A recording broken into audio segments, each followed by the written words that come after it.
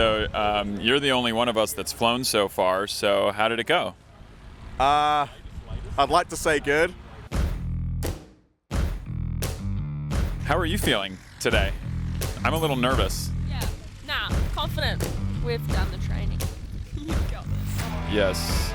And now it's kind of a waiting game, waiting for my time slot to come and waiting for the runway to change.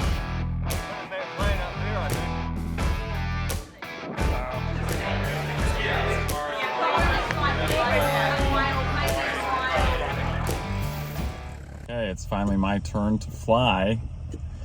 I'm excited. I'm nervous. It's been a long time coming to be prepared for this, and now that it's here, it's a nice sunny day, and I'm excited. I want to dedicate this flight and the circuit to my mom and my dad. I feel like they're in the back seat with me on this one. So I'll see you guys when I get down.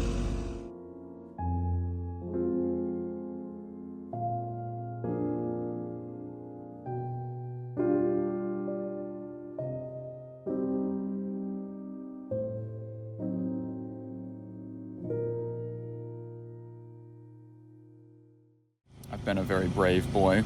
Here's my treat.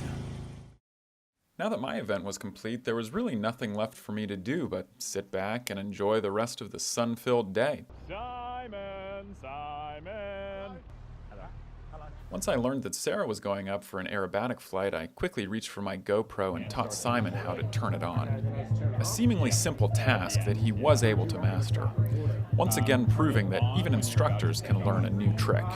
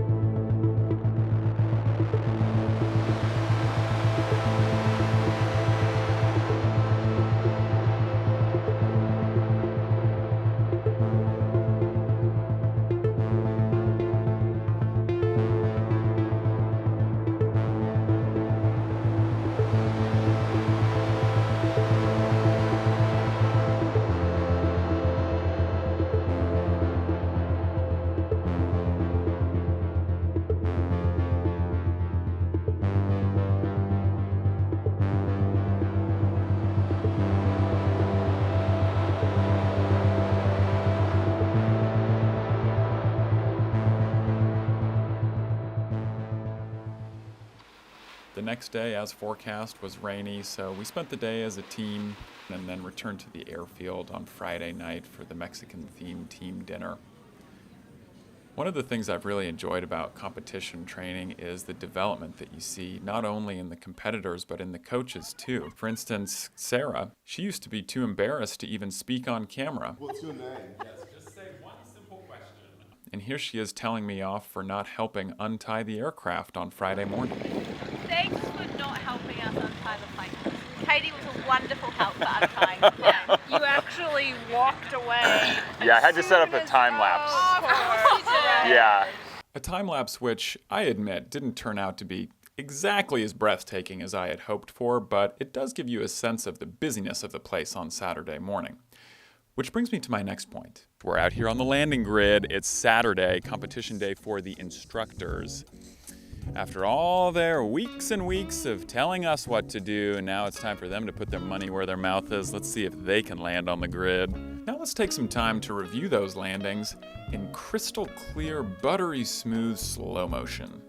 First up, it's Sarah. All right, let's see her approach here. This is looking very good actually, and oh my gosh, it's right in the bullseye. Yep, and you know what? That'll earn her one slow clap from Steve. Good on you, mate. Okay, round two, Sarah, here we go. Looking a little higher this time. Call her a life preserver because, boy, that plane wants to float down the runway. And yep, she's gonna touch down just two past. Steve, no clap from him this time. Okay, and who do we have now? It's Mr. Simon Green. His last name may be Green, but he's going for the gold in this event. And oh my gosh, that one's gonna be too close for me to call here in the booth. We'll have to defer to the judges on the ground. I think he got a bullseye on that one in competition. Simon, correct me if I'm wrong. Okay, tune in for round 2 here. Let's see. Nothing if not consistent. He's going to touch down. Yeah, okay, that one you can see the grass. One before. Well done, mate. Well done. Okay. And next up we have the sweetheart of the Canterbury Aero Club. It's Claire Baker. Let's see what she's going to do. And oh boy, I'm reminded of a John Mayer song. Gravity wants to hold you down, and it's going to hold you down 2 boxes too early, Claire. That's okay. You get a second attempt. Let's see. It looks almost identical to the first. Boy, these instructors are nothing if not consistent. Yes, 2 boxes too early. But hey, you hit the box, and that's what counts. And finally, we have Mr. Ross Sparks here, bringing some power across the box, not unlike the power he wields in his office as head safety officer. And okay, he's touching down just 1 box past. Steve, give the man his score, please. That's 40 points. Yes, pointing to the box, 40. All right, now what can I say here that won't get me in trouble with Mr. Ross Sparks? Let's have a look. A nice early setup. He's coming straight down the grid, and you know what they say. Close enough only counts in horseshoes and hand grenades, and this ain't either of those things. I'll tell you what, it's a close landing though. Just 1 box before that time in old EBS, the workhorse of the Canterbury Aero Club.